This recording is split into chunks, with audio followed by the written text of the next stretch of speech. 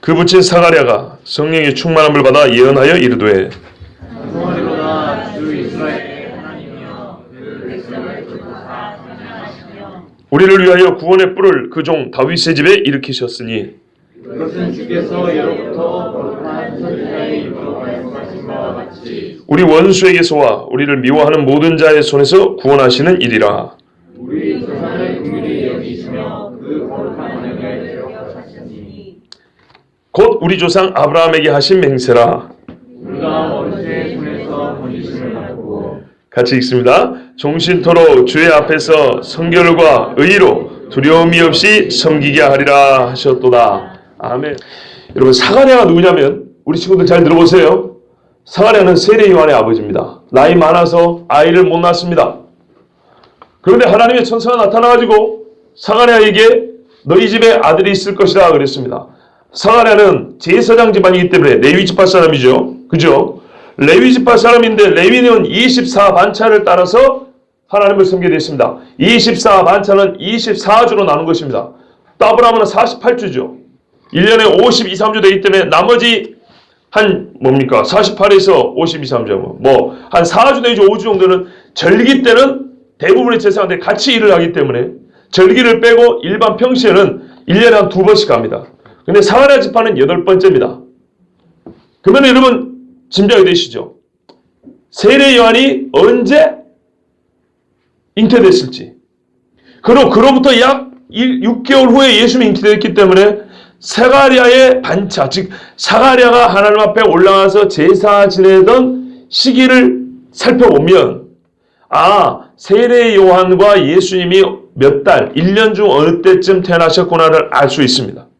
근데 문제는 사가랴가 첫 번째 봉사 때인지 두 번째 봉사 때인지 알 수가 없다는 거예요. 24시 만에 돌아오는데. 자, 이거는 차치하고요. 중요한 거는 사가랴가 그렇게 제사장 직무를 감당할 때 하나님의 성령이 그를 덮으시고 누구요? 천사가 나타나서 사가랴에게 너희 집에 아들이 있을 거라 그랬는데 구약의 사라는 못 믿었지요. 근데 여기서 신약에서는 사가랴 남자가 못 믿습니다. 그래서 천사가 뭐라 그랬습니까? 네가 네 아들을 낳을 때까지 어쩐다고요? 벙어리가 되리라 그랬어요. 말을 못하리라. 아들 낳으면 이름은 요한이라고 그랬어요. 자, 이래가지고 앞으로 10달 동안 말을 못합니다. 그러는 중에 6개월쯤 지났는데 누가 왔어요? 마리아가 왔어요. 여러분, 우리가 잘 알 필요가 있어요. 마리아라는 이름은요, 잘못 번역된 겁니다. 영어의 메리입니다. 메리를 우리가 잘못 번역합니다. 원래는 미리암입니다, 여러분. 예, 미리암입니다, 원래 이름은. 원래 이름은 미리암이, 히브리 이름은 미리암이고요. 이게 라틴어로 번역되고 영어로 번역되고 한국으로 오면서 마리아로 된 겁니다. 그러면 여러분, 구약시대의 미리암은 누굽니까? 모세의 누나죠. 그 여자가 뭘 했죠? 모세를 반항했죠. 그럼 문둥병 한번 걸렸죠. 그것만 보시면 안 돼요. 미리암이 먼저 했던 건 뭐냐면 홍해를 가르고 난 다음에 앞장서서 찬송했던 사람입니다. 소고침에 북침해서 이스라엘 여인들아 나를 따르라 하면서 여호와를 찬양하리 높고 영화로우심이 연말 같은 자를 다 엎으셨는데 빠라바바 쿵짝쿵짝 이러면서 노래 부르던 사람이 미리암입니다. 저는 지금 제가 만드는 노래가 아니고요. 1991년도에 여의도 순복음교회 수요 찬양 집회에서 이 노래를 불렀어요. 그걸 제가 배운 겁니다. 그 가사를 가지고 노래를 만들었어요. 외국 곡인지는 모르지만 하여튼 우리나라에서 순복음교회에서 그걸 불렀어요. 옛날에 순복음교회 참 멋질 때, 요즘 말고 한 20년 전에 멋질 때 이야기입니다. 자, 근데 말입니다. 이 미리암이 누구냐면 하나님의 구원을 바라보고 처음으로 노래했던 여자죠. 홍해의 노래. 이게 바로 모세의 노래라는 겁니다. 여러분 요한계시록 보면 짐승에게 절하지 아니하고 순교까지 한 사람들이 불이 섞인 유리바다를 써요. 이게 묘사가 그렇게밖에 안 되는 거예요. 불이 붙은 것 같은데 바다는 바다인데 유리바다 같은 거. 이게 사람의 언어로 이렇게밖에 표현이 안 돼요. 여러분 말이 안 되잖아요. 불이 섞인 유리바다? 유리에 불이 붙어요? 바다가 유리예요? 유리가 왜 바다지? 말이 안 되죠. 이게 인간의 언어의 한계인데 하여튼 사람의 언어는 그렇게밖에 표현이 안 돼요. 불이 섞인 유리바다를 건너는 자들이 있는데 그들이 누구냐? 바로 짐승에게 절하지 않냐고 신앙을 지킨 사람들이라고 그랬어요. 근데 이들이 누구의 노래를 불렀냐 했더니 모세의 노래, 홍해의 노래라고 부르는데 이 노래의 작사, 작곡자가 미리암입니다. 미리암. 물론 모세가 또 노래를 불렀을 수도 있어요. 그 뒤에 모세의 또 노래도 뭐 이렇게 찬송도 있긴 하지만 하여튼 이 미디암이 그렇게 신앙의 여인입니다. 원래는 그렇게 돼 있어요. 그럼 마리아가 미리암이라는 이름이에요. 원래 히브리 말로 볼 때 옛날에는 마리아를 볼 때 마리아 이렇게 부르는 게 아니고 그 동네 사람들은 미리암이라고 부르는 거예요. 미리암네 이렇게 부르는 거예요. 그러면 오늘 오전에 말씀드린 여러분 연결이 되죠. 이 험악한 세월을 보내고 광야를 지나가는데 이제 뭐 홍해를 가르고 와서 죽음의 직전에서 바다를 갈라져도 쉽게 그 속에 들어갈 수 있겠습니까? 그러나 그 바다를 건넌 다음에 하나님을 찬송한 거죠. 그죠? 마리아는 이미 그것을 보고 찬송을 한 거예요. 주를 위하여 내가 고난받는 것까지 즐거워한 거예요.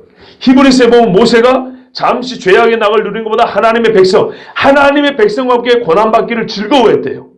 자기가 애굽 사람들에게 가고 같이 삽질하고 괭이질한다고 해서 바로가 감동해갖고 보내주고 이런 일은 없어요.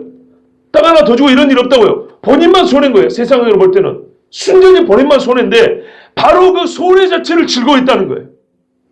하나님의 백성과 함께 고난받는 것이 죄악의 낙을 누리는 것보다 그 자체 비교 위에 있다는 거예요.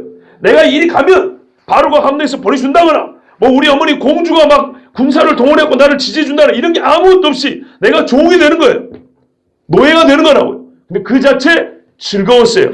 똑같이 마리아가 지금 고향에 가면은 욕을 얻어 먹어요. 사람들에게 이제는 속결제 당할 거라고요. 그 동안 고난 당하는 것을 즐거워했다는 겁니다. 왜요? 구세주를 내가 잉태하게 되기 때문에. 천하 여자 중에 누가 그런 여자가 있어요? 사람이 낳은 자 중에 세례 요한보다 큰 이가 없다 그랬죠. 세례 요한을 낳은 태가 복이 있는데 예수님을 낳은 태가 얼마나 더 복이 있겠습니까? 그래서 내가 이 고난을 겪더라도 야 내가 이 위대한 일을 위하여 고난받기로 택함받은 자라니 얼마나 감사합니까? 예? 고난을 하나님이 아무한테 준다고 생각하면 안 돼요. 그게 미리암입니다. 자, 왜 제가 미리암 이야기를 했냐? 이 여자가 왔을 때 사가랴가 들었을까요? 안 들었을까요? 들었지요. 의심해가지고 벙어리 된 할아버지입니다. 이 사람이 집에 있는데 말을 못하고 있는데 6개월이 지났어요. 근데 부인이 진짜 배가 불러온단 말이죠. 가슴을 쳤겠죠. 내가 믿어야 되는데 세상에 여러분 제사장이 믿음이 없다는 거 보세요. 참 나라가 망조가 되고 애들아 조용해라. 제사장이 믿음이 없어가지고 벙어리가 됐어요. 이게 영적인 실상입니다. 저 같은 목사들이 믿음이 없어가지고 교회들이 망해가요. 진짜로. 참 부끄러운 이야기죠. 여러분 제가 양심적으로 혼자 있을 때 그런 생각 해봅니다. 내가 우리 교회 누구보다 믿음이 좋을까? 누구보다 내가 믿음이 좋을까? 아니야. 진짜로 그런 생각합니다. 가끔 여러분 저를 보고 상상이 안 된다 그래요. 이렇게 설교를 큰 소리 하고 집에 왔고 다 장문 옆에 쪼그리고 이러고 있다면 상상이 안 된다 그래요. 진짜 그래요. 마음이 그렇게 독해지 못해가지고. 그런데 진짜로 그런 생각이에요. 저는 겸손하진 않아도 근다고 이 막무가내로 교만한 인간도 아닙니다. 진짜로 그런 생각 해봐요. 혼자서 야 내가 목사긴 목사인데 그건 직책이 그런 것이고 내 믿음을 하나님 앞에 봤을 때는 우리 교회 누구보다 내가 믿음이 좋다고 말할 수 있나? 누구보다 더 강한 믿음을 갖고 있을까? 아니야. 분명히 아니야. 진짜로 그런 생각합니다. 사가랴가요. 제사장인데 믿음이 없어가지고 벙어리 돼갖고 집에 와갖고 이렇게 있는 거예요. 동네 사람 창피하게. 벙어리 되면요. 반차를 따라서 성전에 올라갈 수 있습니까? 못 올라갑니까? 못 올라간 거예요. 여러분 거기까지 생각해야 돼요. 하나님이 내게 직무정지를 시켜버린 거예요. 믿음 없는 자식 올라오지 마. 너 부정한 놈이야. 회개하라 이 말이에요. 그랬는데 생각해보세요. 저 140, 50km를 걸어가지고 임신 초기에 14살 먹은 여자애가 왔어요. 그랬더니만 우리 할망구가 아이고 주의 모친이 왔다 그러면서 춤을 추고 노래를 부른 거예요. 그러니 이 조그만 애가 제사장도 읊어대지 못하는 노래를 막 부르는 거예요. 부끄러울까요? 안 부끄러울까요? 부끄럽지요.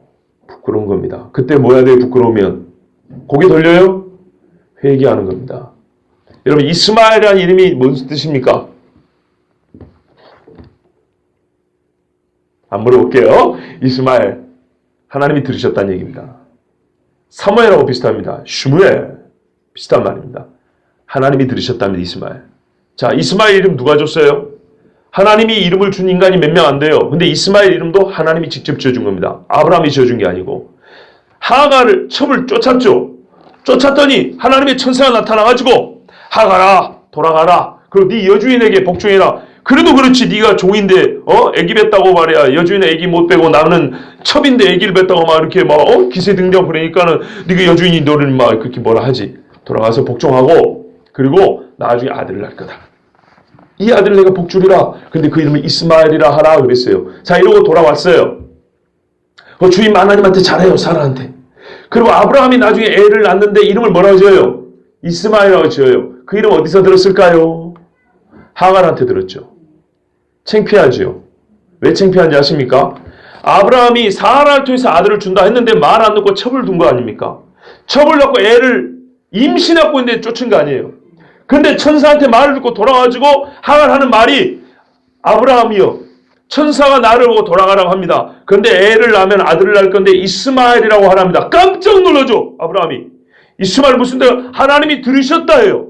아브라함 믿음의 조상이 믿음이 없어가지고 첩지를 했는데 하나님이 그 첩이 난 애들을 이름을 지어갖고 천사를 통해서 줬다 이 말이에요. 근데 그 이름이 뭐라고요? 여호와께서 들으셨느냐 해요. 이 믿음 없는 아브라함아.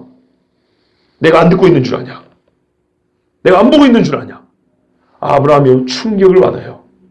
그래서 하갈이 전해준 이름 그대로 이스마엘, 여호와께서 들으신다를 쓴 거예요. 마찬가지입니다. 사가랴가 제사장인데 믿음이 없어요. 그래서 벙어리가 되고 직무정지를 시켜버린 겁니다.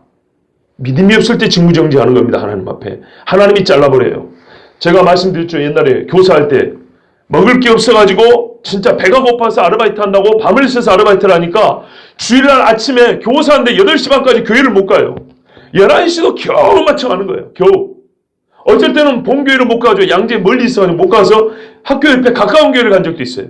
그리고 넷 예배를 드리고 가가지고 오후 예배 드린 적도 있어요. 하여튼 주일 예배를 안 빠지긴 했는데 너무 부끄러워가지고 그 다음에 제가 교사를 내려놨어요. 그때 우리 전도사님이 뭐라 그랬냐? 여러분 같으면 상처받을지도 몰라요. 그래 그만둬라 그랬어요. 근데 저는 그 말을 듣고 그냥 딴소리를 안 했어요. 서운하지도 않고. 왜냐? 그 전에 전도사님이 해놓은 설교가 있어요. 너희가 봉사를 하다가 그만둘 때 내가 잠시 쉬어야겠다. 또는 내가 믿음의 충전을 위해서 꼭 그런 경우 있어요. 일을 하다 보니까 너무 지쳐가지고 좀 쉬어야겠다. 그래갖고 신앙을 좀 충전할 것 같아. 그런 분들 중에 충전할 것 사람 한 명도 없어요. 내가 못 봤어요. 아예 떠나버리지. 그런데 뭐라 하냐면 그건 하나님이 너보고 그만두라는 거다 그랬어요.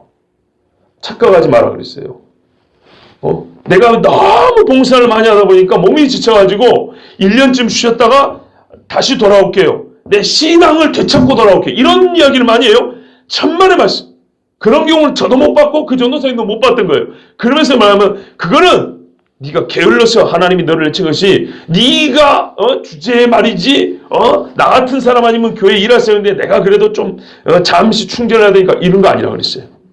사가랴 여러분 잘 보셔야 됩니다. 사가랴는 하나님이 믿음이 없다고 정지시켜버린 겁니다. 부정한 자로 만들어졌어요. 제사장이 벙어리가 됐다는 것은 부정한 자입니다. 레위기에 절대로 못 오랍니다. 그 성제에서 나오는 재물을 못 먹습니다. 그런데 조그만 애가 와가지고 자기 마누라랑 얘기를 나누니 하나님을 찬송을 해요. 이때 사가랴가 진짜 회심을 하게 되는 거죠. 그 심령의 변화를 받은 겁니다. 그러고 나서 아들을 낳았을 때 서판을 달라요. 요한이라 씁니다. 그때 이에게 성령이 임하여서 노래를 하게 됩니다. 그 노래가 오늘 본문인데 이 노래 후반부 보면 미리씨 여기 봐봐. 내 설교는 후반부가 임팩트가 있잖아. 그치? 내 후반부를 먼저 얘기해 줄게. 잘 봐봐. 원래 이 노래는 말이에요. 노래가 아니고 1, 2부로 나눠져 있어요. 원래 2부가 핵심입니다. 뭐냐면 자기 아들에 대한 예언입니다. 천사가 준 예언을 믿지 못했던 사가랴가 마리아 이 조그만 애가 와가지고 하나님을 믿음으로 노래하는 걸 이 고난을 감당이라고 석 달 만에 집을 당당히 돌아온 걸 보고 일평생 제사장을 했던 이 사람이 이제 믿음을 가지고 태어날 내 아들에 대하여 하나님 앞에 기도했을까 안 했을까 이제. 나머지 6개월 기도했겠죠. 기도하고 나니까 이 아들에 대한 인생이 보이는 거예요. 이삭과 야곱이 죽기 전에 하나님 앞에 말씀하다 예언 겸 유언을 한 것처럼 사가랴가 예언 겸 유언을 하는데 알다시피 세례 요한의 삶은 녹록지 않아요. 너무 힘들어요. 그런데 이 힘들다고 아이고 내 새끼 고생하는 내 새끼 이러고 궁상맞게 이렇게 우는 소리가 아니고 정말 믿음으로 네가 얼마나 복이 있는지를 감당하냐. 네 수고의 이야기, 수고의 이 행위가 네가 광야에서 외치는 이 소리가 듣는 자가 없을지라도 진짜 메시아가 오는 길을 예비하는 길이니 얼마나 복되냐고 믿음으로 그 아들의 길을 예언하는 거예요. 근데 여러분 예언은요 근거가 있어야겠죠. 그렇지 않습니까? 기분 좋게 그냥 말만 한다고 까닭없는 칭찬은, 까닭없는 저주는 참새가 짖고 하는 것과 같지만 아침에 이유 없이 남의 집에 가서 축복하는 것은 저주같이 들린다고 그랬어요. 자문에 나와 있는 이야기입니다. 축복도 아무렇게 하는 거 아니에요. 그래 저 같은 사람은 소위 말해서 축복권이 있는 직책이라 하지만 저는 함부로 축복하지 않습니다.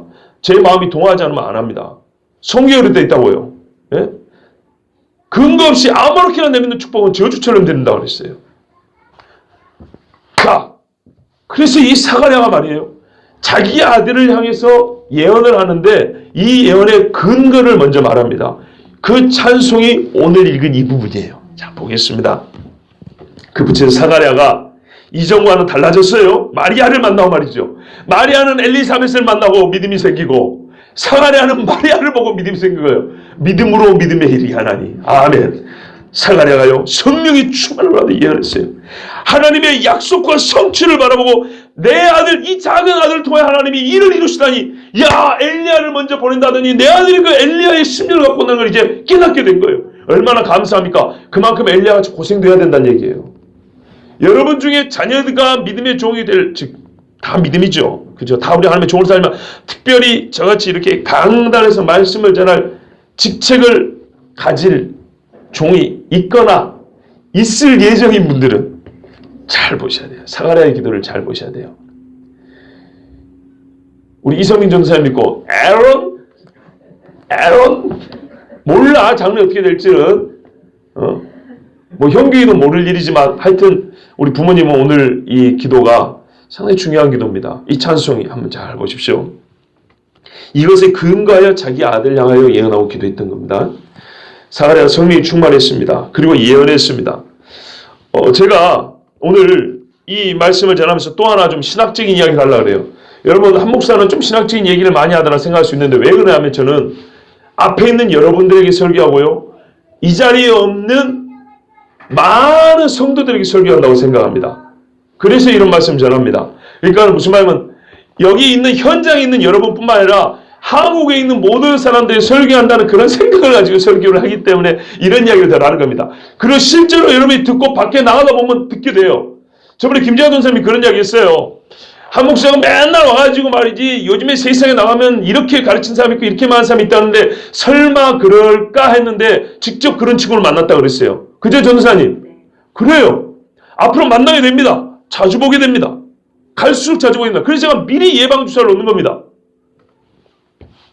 신학 공부하면서 느끼는 이상한 말인데 그게 뭐냐면 바티키니움 엑스 에벤투라는 말이 있습니다. 이게 무슨 말이냐면 사후 예언이란 말입니다. 감이 잡히십니까? 사후 예언. 예언은요 넓게 말하면 하나님의 말씀을 담는 겁니다. 그래서 전하는 겁니다. 그런데 좁게 말하면 장래일을 말하는 걸 예언이라고 합니다. 그죠? 근데 이 사후 예언이란 무슨 말이냐면 말을 해놓고 장래에 이루어진 게 아니고 이 일이 이루어진 다음에 마치 이것이 예언됐던 것인 것처럼 그렇게 썼다 이 말입니다. 아시겠죠? 이걸 사후 예언이라고 합니다. 예언을 하고 예언에 성취했는 게 아니고 기가 막힌 어떤 일이 벌어졌어요. 그리고 이거를 신앙화시키기 위해서 이걸 하나님의 은혜인 것처럼 가장하기 위해서 하나님의 전지전능한 능력인 것처럼 보이기 위해서 이 시기보다 앞선 기록물에다가 집어넣는 겁니다. 아니면 이후에 글을 써놓고 이 사건이 일어나기 전에 쓴 글인 것처럼 포장을 한다든지 아니면 이 사건보다 예전에 있던 글에다가 나중에 추가로 써넣는 겁니다. 이게 사후 예언입니다. 무슨 말씀이냐? 오늘 오전에도 비슷한 이야기 했어요. 저 오전과 오후는 약간 공통된 주제입니다. 오전에도 마리아 이야기를 마리아의 노래를 마리아 거를 안 본다고 했죠. 사가랴의 노래 마찬가지입니다. 사람들이 사가랴가 믿음이 없는 제사장, 당대 제사장의 보편적인 생각을 합니다. 보편적인 제사장은 예수님을 받아들였습니까? 안 받아들였습니까? 안 받아들였죠. 그러니까 보편적인 제사장의 의식으로 볼 때는 메시아를 받을 수가 없는 거예요. 그런데 사가랴라는 독특한 제사장이 어떻게 메시아를 이렇게 찬양할 수 있냐 이 말이죠. 그죠? 이거는 훗날, 나중에 성령이 임하고 나중에 훗날 어떻게 예수를 믿게 된 제사장이 그런 노래를 사가랴에 갖다 입혔다든지, 아니면 세례 요한의 삶을 본 다음에서야 그 아비가 나는 우리 아들이 이럴 줄 알았어 하고 마치 예언을 하는 것처럼 이렇게 썼다는 거예요. 사후에서야. 이게 예언입니까? 그런데 여러분, 이게 자유주의 신학자들이 참 좋아하는 겁니다. 자유주의 신학자는 성경의 하나님 말씀을 하나님의 전지전능함에 의해서 보지 않냐고, 하나님의 거룩한 성품에 따라 보지 않냐고, 사람의 이성의 한계에서만 성경을 푸는 겁니다. 성경은 이성적이지만 이성을 초월하거든요. 근데 이성의 한계 안에서 종교를 말하는 겁니다. 철학자 칸트의 말과 같이 이성 안에서의 종교를 말합니다. 또한 몇 주 전에 말씀드린 과정신학자라는 사람들이 있어요. 하나님은 완성되어 하는 존재다. 그 사람들도 역시 예언이 없다고 말합니다. 왜요? 예언은 모든 것을 알고 있어야 되지 않습니까? 모든 것을 계획하고 주관하는 자가 말할 수 있는 게 예언입니다. 그런데 하나님 스스로가 완성된 분이 아니고 완전한 분이 아니고 완성되어 가는 중에 있는데 어떻게 예언할 수 있겠습니까? 그래서 이 사람들은 하나님을 전지전능하자고 믿지 않기 때문에 예언이 없다고 합니다. 이런 사람들이 말하는 게 사후 예언입니다. 왜 제가 이런 말씀 드리냐? 실제로 사가랴의 이 찬송과 이 예언을 성령의 충만함을 받아라고 되어 있는 것을 성령의 충만함을 빼버리고 사후에서야 세례 요한 자기 아들이 아주 기가 막힌 그런 메시아의 길을 예비하는 삶을 사는 걸 보고서야 우리 아들이 엘리야하고 비슷한 놈인가 보다 해가지고 아버지가 나중에서 글을 써가지고 앞에다 끼워넣었다는 식이에요. 이런 식으로 믿을 것 같으면 뭐하러 믿습니까? 그러면은 800년 전에 예수님 오시라고 한 예언도 못 믿겠네요. 미가 베들레헴에서 나리라. 그죠? 이세의 줄기에 싹이 나니 이사야의 예언은 어떻게 믿을 거예요? 예레미야가 새 법을 너희 마음에 새기니 이거 어떻게 믿을 거예요? 그죠? 말라기서에 내가 엘리야를 보내니 아버지의 마음을 아들에게로 아들의 마음을 아버지에게로 옮기, 이걸 어떻게 믿을 거예요? 그럼 구약 성경도 예수님 온 다음에 썼겠네요? 그렇습니까? 아니 그래야 되잖아요. 예수님의 예언에 창세기 나왔는데 여자의 후서 나왔는데 창세기가 그러니까 옛날에 쓰여진 거 예수님 오시고 죽으시고 부활한 다음에 한참 후에 쓰여진 거네요. 그러지 않습니다. 절대 그렇지 않습니다. 구약 성경이 이미 우리가 말하는 구약에 종료됐다는 역사학자가 다 인정합니다. 그런데 왜 신약에 기록된 이 말씀들은 사후 예언으로 봅니까? 그런데 이 사람들은 재밌어요. 구약도 구약 안에서 사후 예언으로 보는 게 많아요. 이게 사람들의 생각입니다. 절대 그렇지 않다는 증거가 본문 안에 나와 있으니까 여러분 잘 주목해 보십시오. 찬송하리로다 주 이스라엘의 하나님이여. 찬송이 중요합니다. 하나님의 약속을 본 자는요, 이 어린아이의 찬송을 들은 자는요 찬송하게 되어 있어요. 애가 노래하는 걸 보고도 어린이 노래할 줄 모른다. 미안하지만 장성한 자가 아닙니다. 또한 이르시기를 이스라엘 하나님 여호와를 찬송하리로다. 여호와께서 오늘 내 왕위를 앉을 자를 주사 내 눈으로 보게 하셨도다. 아버지가 죽기 전에는 아들을 왕으로 안 세우는 법인데 다윗은 자기가 살아있을 때 솔로몬을 왕으로 세웠습니다. 그리고 그 하나님께 감사하고 찬송했습니다. 주 이스라엘 하나님. 여러분 누구에게 찬송합니까? 하나님입니다. 주 이스라엘 하나님. 언약적 의미가 강조된 이름입니다. 그냥 하나님이 아니고 이스라엘의 하나님이죠. 이스라엘 하나님이 무슨 일을 했습니까? 찬송에는요 근거가 명확하고 내용이 있어야 돼요. 북한 가수들 노래 부르는 거 보면 분명하죠. 무슨 노래하는지 아시겠죠? 그죠? 김정은 찬양입니다. 자기들의 주체사상 찬양입니다. 그거는 뭐 어린애들도 들으면 알아요. 마찬가지 그리스도인들의 노래는 가사가 분명해야 돼요. 누구를 노래하는지 무엇을 노래하는지가 분명해야 돼요. 여호와를 찬양하리 높고 영화로우시며 말과 그 탄자를 다 엎으셨도다. 홍해에서 엎은 그 사건을 노래하는 거예요. 그래서 저번에 말씀드렸잖아요. 찬송의 가사는 역사여야 한다고. 역사에다가 신앙 고백이 덧입혀진 것이 찬송의 가사여야 한다고. 돌보사, 이 돌본다는 것은 하나님이 찾아온다는 뜻입니다. 출애굽기 보면은 여호와께서 너희를 권고하사 이래 있죠. 이 권고하다가 영어로 말하면 visit, 찾아오다는 얘기입니다. 하나님께서 잊지 아니하시고 찾아온다는 얘기입니다. 이게 돌보는 거예요. 와가지고 뭐 하십니까? 속량하시며 값을 주고 자유롭게 한다는 거죠. 첫 번째 출애굽, 두 번째 바벨론, 두 번째 출애굽, 로마에서 세 번째 출애굽. 예, 속량하시면 영적인 의미하고 정치적인 의미가 같이 있습니다. 실제로 예수 그리스도의 복음이 증거되는 데는 정치적으로도 자유가 있어요. 그건 막 당연한 이야기예요. 예, 갇힌 자를 놓아주며 이사야 58장에 너희가 금식하려느냐? 금식하면서 회개하지 않는 금식은 안 받는다 그랬어요. 회개하며 엔드 갇힌 자를 놓아주고 포로된 자를 자유롭게 하며 굶주린 자를 먹이며 그러면서 금식하라 그랬어요. 그래서 우리가 금식헌금이라고 모으는 겁니다. 자, 우리를 위하여 구원의 뿔을 그 종 다윗의 집에 일으키셨으니, 이야, 성경에서 뿔은요 힘을 상징하죠. 권세, 왕을 상징합니다. 여호와 하나님 자신을 뿔이라고 표현한 적이 있습니다. 우리가 잘 알다시피 사무엘하 22장에 다윗이 말하죠. 여호와는 나의 반석이시오, 나의 방패이시오, 나의 구원의 뿔이시오. 무슨 말인가? 가장 힘 있는 분이에요. 그런 말입니다. 그리고 왕을 상징할 때 뿔입니다. 우리가 다니엘서에도 보면 뿔이 난 짐승들 있죠. 예, 이거 왕권들이죠. 왕들을 말합니다. 그건 무슨 말입니까? 구원의 뿔. 구원자는 구원자인데 왕권을 가진 구원자. 사마리아가 언제부터 이렇게 깊어졌는지 몰라요. 그죠? 왕권을 가진 구원자가 어디요? 다윗의 집에. 다윗의 혈통으로 나셨으니. 로마서 1절 말씀대로. 다윗의 집에 구원자는 구원자인데 왕권을 가진 구원자가 오셨다고 이렇게 말한 거예요. 유대인의 왕으로 나신 이가 어디 계시뇨? 이렇게 물었죠. 예, 그러니까 이 짧은 가사 안에 근데 이게 뭐예요? 구약 성경을 인용했다는 거예요. 사가랴도 성경을 인용하니까 말이 길지 않아도 짧으면서도 그 안에 들어있는 건 다 들어있는 거예요. 즉 하나님의 말씀 그대로 이루어졌다는 거고요. 그 말의 내용이 지금 내가 내 머릿속에 들어왔고 내가 지각하고 그걸 믿고 있다는 얘기입니다. 그런데 여기 보시면 과거형으로 되어 있어요. 다윗의 집에 일으키셨으니 그렇게 됐죠. 예수님이 태어났습니까 지금? 안 태어났습니다. 세례 요한이 태어났을 때니까 예수님 앞으로 6개월 있다 태어납니다. 그런데 왜 과거형으로 표현하냐면 성경에서는 매우 확실한 것은 과거형으로 표현한 경우가 있습니다. 여러분 로마서 한번 봐보세요. 이해를 한번 들어드릴게요. 로마서 8장을 보십시오.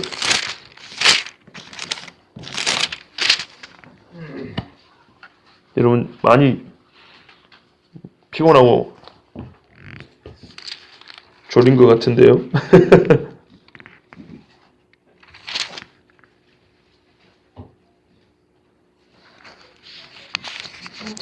30절에 보시면 또 미리 정하신 그들을 또한 부르시고 부르신 그들 또한 의롭다 하시고 의롭다 하신 그들 또한 뭐 했다고요? 영화롭게 하셨느니라. 이 영화롭다는 것은 우리 구원의 서정이라는 이 교리사에 보면 죽은 후의 이야기입니다. 하나님 나라에 갔을 때 이야기입니다. 그런데 여기 분명히 과거형으로 되어 있어요. 우리 번역대로 보고 실제 원문도 과거형으로 되어 있습니다. 우리가 이 땅에 살아있어요. 아직 죽지도 않았는데 최종 상태를 말하는 겁니다. 이게 왜 그럽니까? 하나님이 택한 자에게 이 최종 상태는 당연하기 때문입니다. 매우 지당하고 당연하고 확실한 것은 성경에서 미래지만 과거로 표현합니다. 그래서 다윗의 집에 일으키셨다.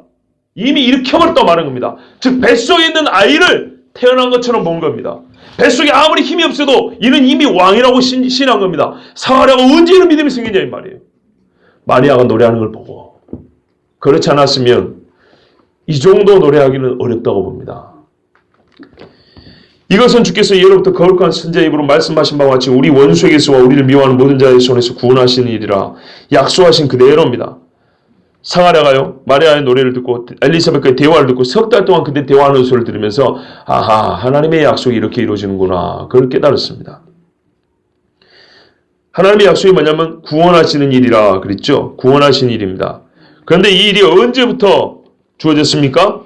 예로부터 그랬죠. 이 예로부터는 조금 더 구체적으로 번역을 하면 세상이 시작된 이래로 존재하던 이런 말입니다. 근데 우리 번역이 너무 짧게 돼 있어요. 세상이 시작된 이래로 지금까지 계속 하나님은 선지자들을 보냈고 같은 예언을 해왔다 그런 말씀입니다. 똑같은 말을 지금까지 해오셨고 그거를 지금 이루셨다는 겁니다. 그러면 이 구원의 내용이 뭡니까? 원수에게서와 우리를 미워하는 모든 자의 손에서 그랬어요. 원수하면 누구죠? 사탄이죠. 그런데 이 본문이 말하는 원수는요, 꼭 영적인 의미로 사탄만 보면 안 됩니다. 간단히 결론만 말씀드리면, 여기 원수와 우리를 미워하는 모든 자는 현실적인 개념입니다. 실제로 유대인들을 핍박하는 사람들 말합니다. 헤롯이나 로마 사람들 얘기하는 겁니다. 그리고 이전에 이들을 괴롭히는 헬라 사람들 얘기하는 겁니다. 물론 영적인 의미도 들어있습니다. 사탄도 들어있고요.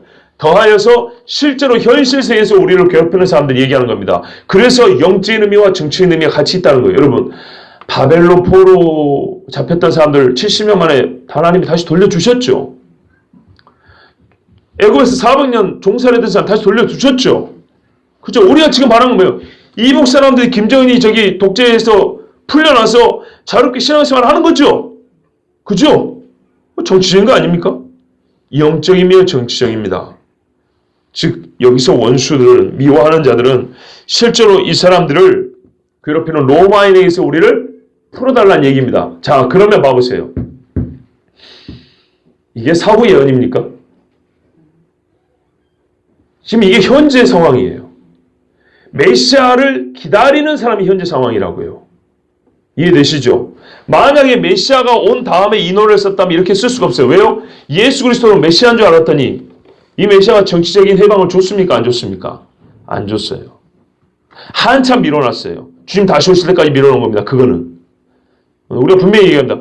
우리가 이 땅의 세상의 왕들로부터 자유를 얻는 거는 주님이 다시 오실 때 그건 해결되는 문제입니다. 왜냐하면 세상의 왕들이 자기 면류관을 벗어 주님 앞에 던져놓는다 그랬거든요. 그때 가서 이루어질 일입니다.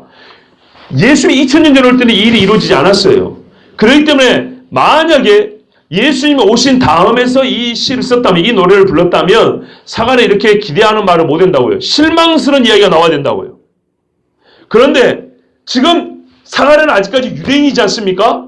유대인의 메시아 사상을 갖고 있잖아요. 유대인의 메시아 사상 어때요? 우리를 영적으로 구원할 뿐만 아니라 이 로마 압제에서 우리를 구원해주는 메시아 사상을 갖고 있죠. 정치의 메시아라고 그랬죠. 그거를 그대로 갖고 있는 상태라는 걸 지금 말해줍니다. 즉 사간에는 지금 예수 그리스도가 메시아로 태어나기 전에 기존에 갖고 있던 유대인의 메시아 관념을 가지고 그 기대를 가지고 어쨌든 찬송을 하긴 하지만 좀 미숙한 메시아 관념을 가지고 있다 이 말입니다. 이해되시죠? 그러니까 이거는 사후 예언이 아니라 이 말이에요. 전쌤 알겠죠? 그러니까 애들은 하룻밤 날을 새면 이렇게 피곤한겨. 어? 주여. 우리 조상을 긍휼히 여기시며 그 거룩한 언약을 기억하셨으니 곧 우리 조상 아브라함이 하신 맹세라. 여러분, 우리 번역에는 조금 애매하게 되어 있어요. 긍휼히 여기셔가지고 기억하셨다고 이렇게 볼 수 있게 순서가 그렇게 되는데 본래는 그렇지 않냐고 이런 겁니다. 하나님께서 우리를 기억하셨다는 거예요. 우리를 기억하셔서 우리를 속량하셨어요.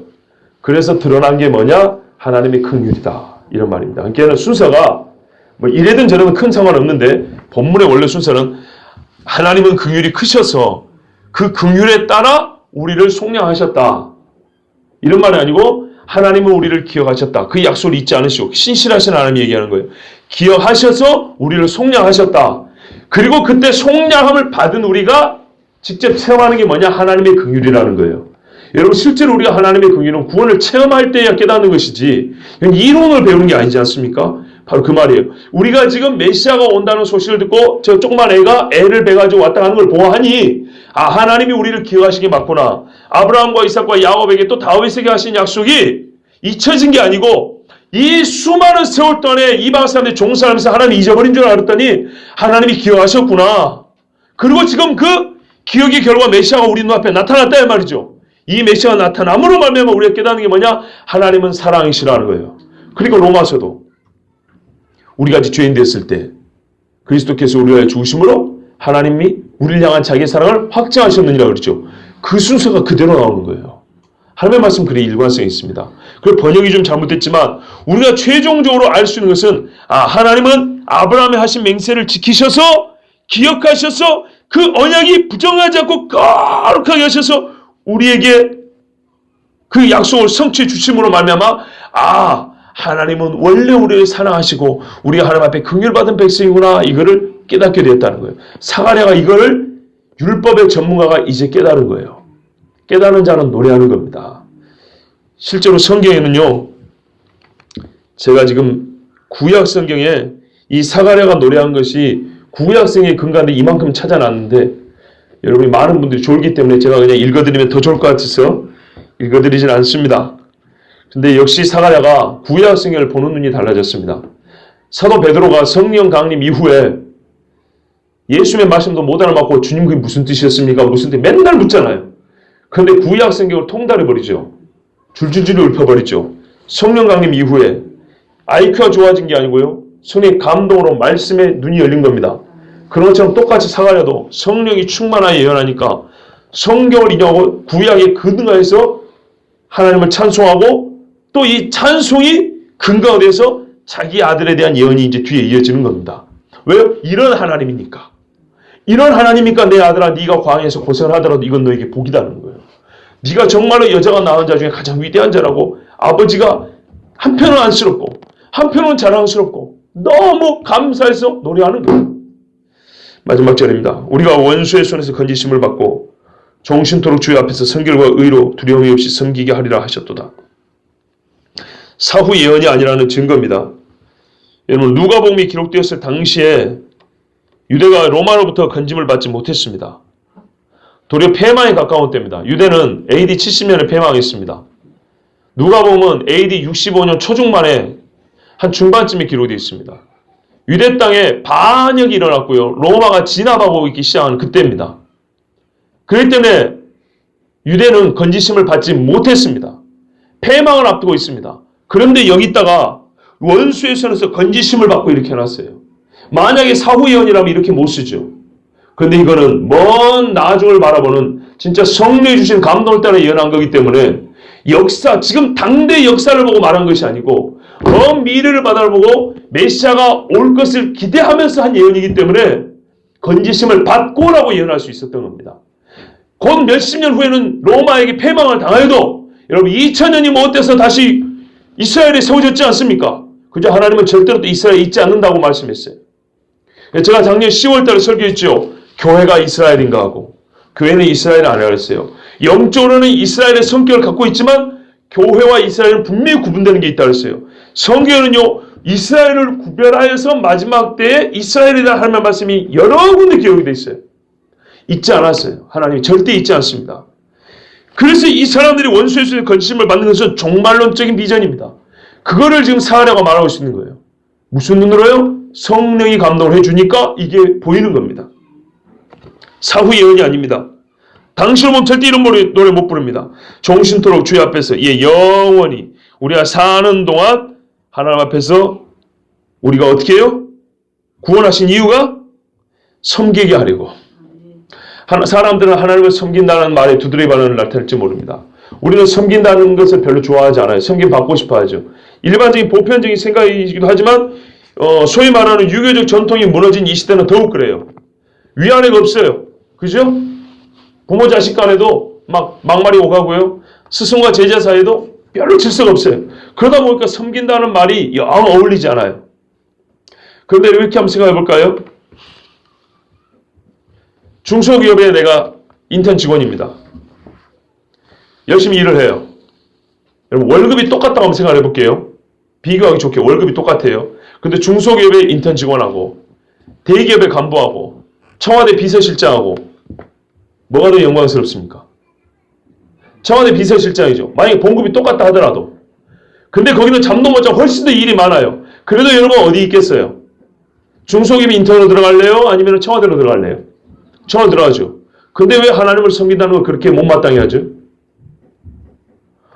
아니 임기 5년짜리 대통령 옆에서 섬기는 것도 그렇게 좋다면서요. 어떤 이는 무보수라도 거기 들어가고 싶어서 별수를 다 쓸지 모릅니다. 세상에서 사람은 누군가를 섬기며 살게 되어 있습니다. 누군가로부터 섬김을 받게도 되어 있습니다. 그런데 이왕 섬길 거면 고생이 문제가 아니고 높은 사람을 섬기를 원합니다. 그렇지 않습니까? 보수도 똑같고 오히려 보수가 적고 고생이 더 많더라도 사람들은 훨씬 더 명예롭고 권세 있는 사람을 섬기고 싶어 합니다. 하나님을 섬기는 게 기분 나쁩니까? 그럼 별로 감이 안 와닿죠. 우리는 육체를 입고 있어서 그래요. 미안하지만 아직 우리 영적으로 이렇게 받지 못해서 그래요. 하나님을 섬긴다는 기쁨을 아직 잘 몰라요. 여전히 육적인 감각으로 살기 때문에. 이 땅에서 대기업을 간다는 것은 팍 와닿죠. 대통령을 섬긴다는 것은 막 TV도 보니까 막 와닿죠. 그런데 하나님을 섬긴다는 것은 별로 와닿지 않아요. 여러분 이 부분부터 다시 한번 생각해 봐야 됩니다. 사가랴가 제사장 직무를 감당하는데도 불구하고요, 성령의 감동을 못 받고 천사가 와서 말해주는데도 안 믿었어요. 감각 없이 하나님의 전에 와가지고 제사 지낼 수도 있는 겁니다. 실제로 우리가 이렇게 감이 떨어져요. 오전과 오후의 말씀에 여러분 공통점이 있습니다. 우리가 하나님 앞에 영적으로 민감하기 위해서, 우리가 성령의 음성에 민감하다. 우리 기도 제목 있을 때 막 해놓고 나서 무슨 말씀하시는가 이런 것만 민감하지 말고 하나님을 섬긴다는 것이 있어요. 하나님이 주신 모든 말씀 한 토씩 한 토씩 한 단어가 섬긴다는 것이 멀지 않고 가깝고, 찬송한다는 것이 저 남의 이야기가 아니고 나의 노래가 되고 말이죠. 예언이 다른 사람만 예언하는 게 아니라 나도 기도하다 보면 자연스럽게 누구에게 기도하는데 내가 생각지도 않은 말이 나오는 경우가 있어요. 근데 그게 실제로 그 사람의 삶에 이루어지는 경우가 있어요. 여러분, 이런 걸 우리가 좀 삼아야 되지 않겠습니까? 근데 섬긴데 하나님이 아무 섬기는 맞냐? 오전하고 우리 공통점이 있다고 그랬어요.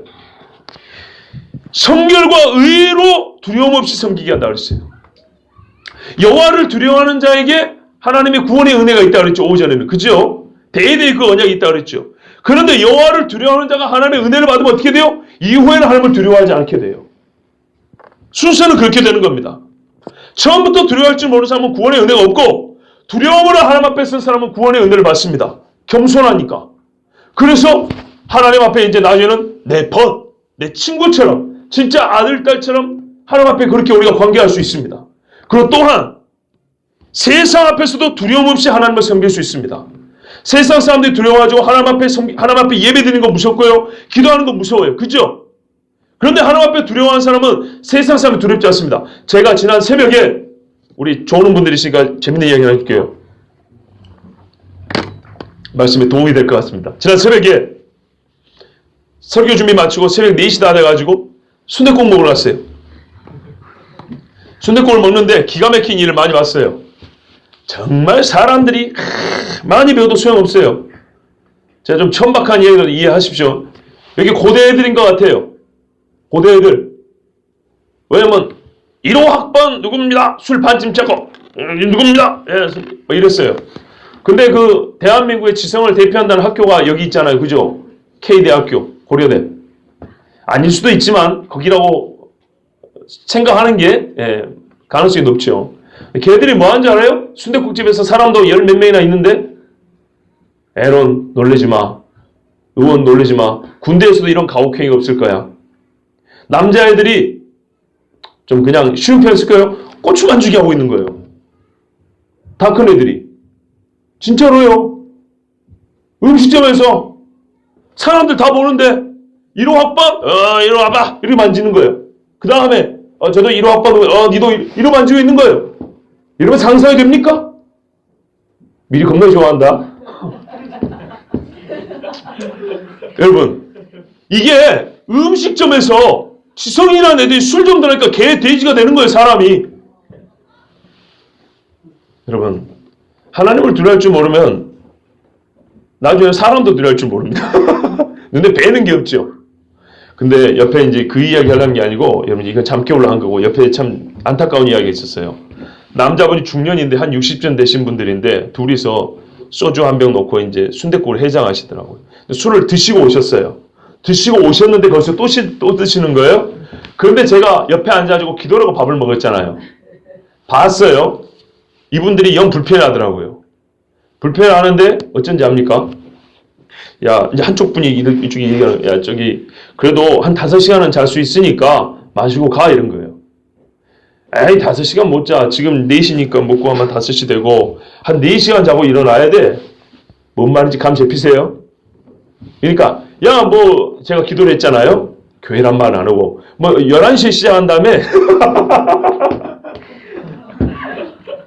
야, 11시에 시작하니까 뭐 한 10시쯤 일어나고, 아니야, 한 9시쯤 일어나고 씻고 준비하고 가서 또 뭐 해야 돼. 그러니까 봉사 좀 한다, 이런 말인 것 같아요. 한 10시쯤 가가지고 주차 봉사도 해야 되고 뭐 또 봉사 뭐 그런 것 같아요. 근데 그 연세에 교회 가서 봉사한다고 하는 추정컨대 안수 집사님 이상일 가능성이 큽니다. 근데 그 새벽에 와가지고요, 하필이면 예수쟁이 옆에 앉아가지고 몰래 술 좀 먹고 가고 대충 술 깨고 교회 가려고 했더니 옆에서 기도로 자빠졌네. 딱 보니까 예수쟁이 아니에요. 근데요, 바로 옆에 얼마 불편하겠어요. 그러니까 말을 못하고, 11시에 시작한 다음에, 아니요, 그래도 9시에 갖고 씻고 와서 준비해가지고, 뭐 해야 돼. 그런 거예요. 봉사해야 된다 그러는데, 단어가 교회에서 쓰는 말은 단어잖아요. 그죠? 봉사란 말 나오면 딱 나오죠. 그러니까 그렇게 말을 못하고 빙글빙글 도리는데 그거 들어보면 모르냐고요. 자꾸 제 눈치를 보는 거예요. 보세요. 두려움 없이 섬기게 하려 함이라. 성결과 의로 주의 앞에서 두려움 없이 섬기게 하리라. 하나님을 섬기는 것이 영원없지만 성결과 의로움이 없으면 두렵습니다. 그 두려움으로 섬기를 하나님이 받으시겠습니까? 두려움에는 형벌이 있나니 요한일서에 우리가 들었죠.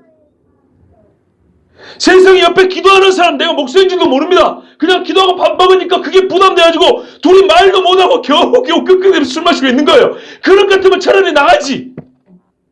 얼마나 안타깝습니까? 차라리 아니면은 제가 정말 말씀했죠.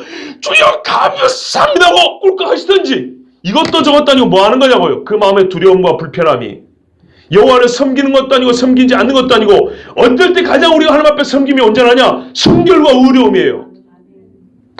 오늘 오전에도 그랬죠. 교만한 자는 내치시고 겸손한 하나님 높인다고. 하나님의 긍휼이 제한적이라고 그랬죠. 마찬가지예요.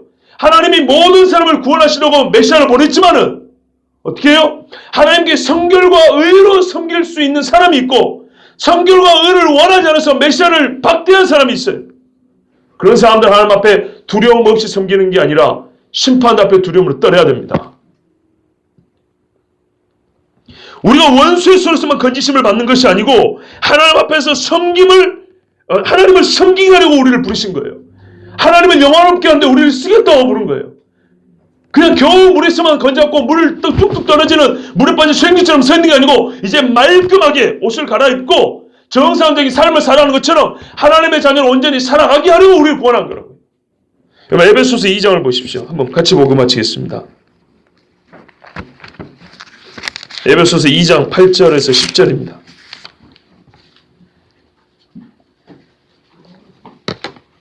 신약 311쪽쯤에 있습니다. 에베소 2장 8절에서 10절 같이 읽겠습니다. 너희는 그 은혜에 의하여 믿음으로 말미암아 구원을 받았으니 이것은 너희에게서 난 것이 아니요 하나님의 선물이라. 행위에서 난 것이 아니니 이는 누구든지 자랑하지 못하게 함이라. 우리는 그가 만드신 바라 그리스도 예수 안에서 선한 일을 위하여 지으심을 받은 자니 이 일은 하나님이 전에 예비하사 우리로 그 가운데서 행하게 하려 하심이니라. 아멘. 우리는 보통 8절하고 9절을 암송을 합니다. 10절을 빼먹습니다. 왜 8절 9절에 행위로 말미암지 않고 하나님의 은혜로 우리를 구원해 주셨습니까? 왜요? 10절 때문입니다. 하나님의 은혜로 구원을 받지 않으면 10절이 불가능합니다. 그러나 하나님의 은혜로 구원받은 자에는 10절이 가능하고 10절의 구원의 궁극적인 목적입니다. 이는 우리는 그가 만드신 바라. 원래 우리는 이렇게 만들었어요. 그리스도 예수 안에서 선한 일을 위하여 지심을 받은 자니 윤리 도덕적인 선함을 넘어서 하나님 앞에 거룩하다 하는 하나님 보시기에 톱 하나님 보시기에 좋았더라 라는 그걸 하나님 보시기에 좋은 그 일들을 위하여 지심을 받은 자인데 우리 삶이 죄를 짓지 않습니까? 이 일은 하나님이 전에 예비해서 우리를 그 가운데 행하게 하려 하십니다. 원래부터 예비한 것은 이런 삶이에요. 그리스도인들에게. 그런데 우리가 이거를 버려버렸어요. 예수 그리스도로 말미암아 우리를 완전히 하나님이 돌이키셨죠. 그리고 다시 우리가 살 수 있는 삶이 이런 삶이에요. 원래 창조됐을 때 하나님 보시기에 아름답다, 보시기에 좋았더라 하는 하나님의 형상으로서의 삶이에요. 이것이 오늘 누가복음식으로 말하면은 종신토록 주의 앞에서 부끄러움 없이 성결과 의로 두려움 없이 섬기게 하려 함이라 이런 거예요.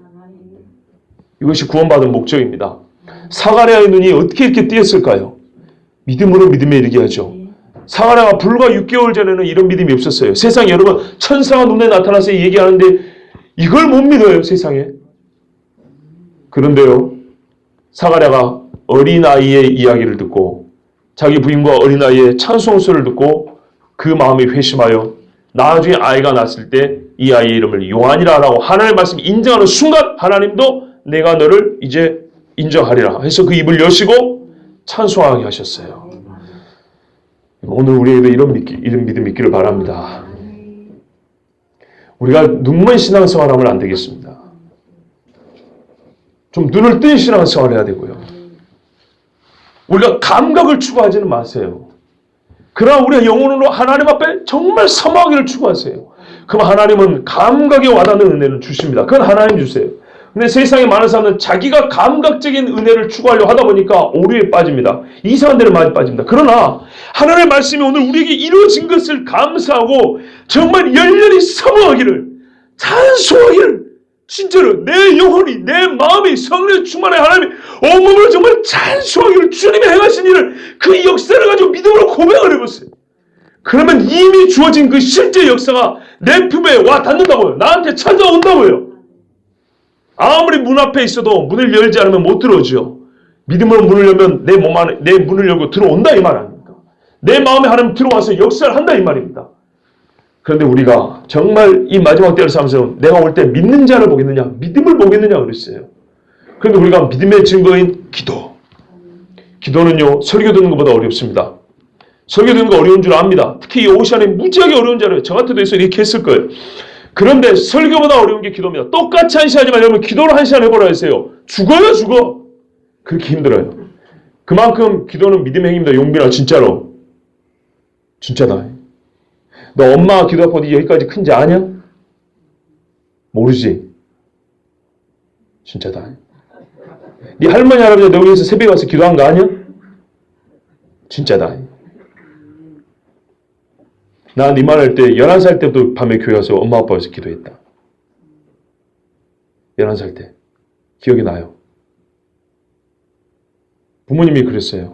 어릴 때는 부모의 기도를 받고 크고 자녀가 장사하면 부모를 위해서 기도해 줘야 한다 그랬어요.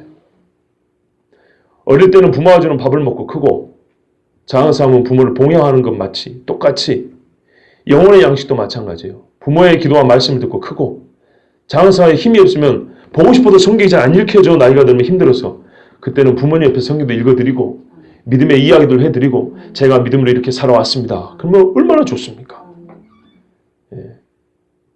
용빈이만의 얘기는 아니고 예를 들어드린 거고 용빈아 그래도 네가 참 복받은 자다. 우리 친구들 중에 이 교회에 믿음의 식구가 여기 있지 않냐. 그지? 네가 친구들에게 모범이 돼야 되고 네가 친구들에게 믿음의 증거가 돼야 된다. 그리고 여러 친구들은 용빈을 통해서 우리 같이 이 교회에 와서 얼마나 감사한지 몰라. 여러분 열등감이나 소외감 가질 거 전혀 없어요. 교회 안에서는 모든 어른들이 내 부모가 똑같은 거예요. 영적인 부모는 똑같은 거야. 아무 차별이 없어. 여러분 위해서 기도하는 분들이에요. 생각해봐 우리 친구들.